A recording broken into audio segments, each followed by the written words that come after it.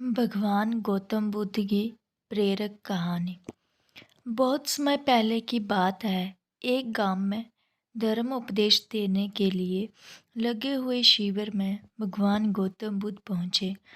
गांव के लोग अपनी अपनी समस्याएं लेकर उनके पास जाते और उनसे समाधान प्राप्त कर नई ऊर्जा के साथ वापस लौटते।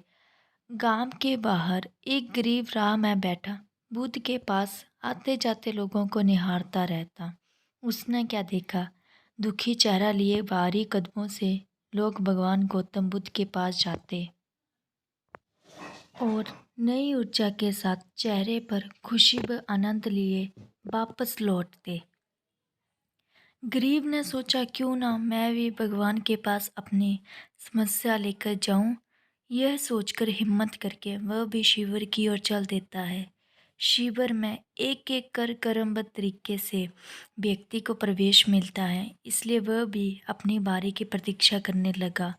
जो कुछ उसने रास्ते में देखा अब यहाँ उसे साक्षात देखने को मिल रहा है। लोग एक एक कर अपनी समस्याएं बता रहे थे। भगवान गौतम बुद्ध चुपचाप शांति से सबकी समस्याएं सुनते और जवाब देते। उसकी भी बारी आई। उसने भगवान गौतम बुद्ध को प्रणाम किया और बोला, भगवान, मैं ही गरीब क्यों? भगवान गौतम बुद्ध मुस्कुराए और बोले, तुमने कभी किसी को दिया ही नहीं, इसलिए गरीब हो। इस पर वह आश्चर्य से वह बोला, भगवान गौतम बुद्ध का मुंह ताकने लगा। भगवान, मेरे पास कुछ देने के लिए है ही नहीं, बड़ी मुश्किल से गुजारा हो पाता और कभी कभी तो भूखे ही सोना पड़ता है, इतना गरीब हूँ। भगवान गौतम बुद्ध शांत भाव से बोले, तुम्हारे पास एक चेहरा है, किसी को भी मुस्कुराहट दे सकते हो। तुम्हारे पास मुंह है, किसी को भी प्रशंसा भरे कुछ शब्द दे सकते हो। जो हाथ तुम्हारे पास है, किसी की भी मदद कर सकते हो। दरअसल जिसके पास में ये तीन चीज़ें हैं, वह वाला गरीब कैसे हो सकता है? गरीब का भाव मन में होता है। मन से ये भरम निकाल दो, लोगों को देते जाओ, गरीबी अपने आप ही दूर हो जाएगी। ये बातें सुनकर उस गरीब का चेहरा दमक उठा। उसे अपने प्रश्न का उत्तर मिल चुका है। अब उसके मन से गरीबी का भाव दूर हो गया।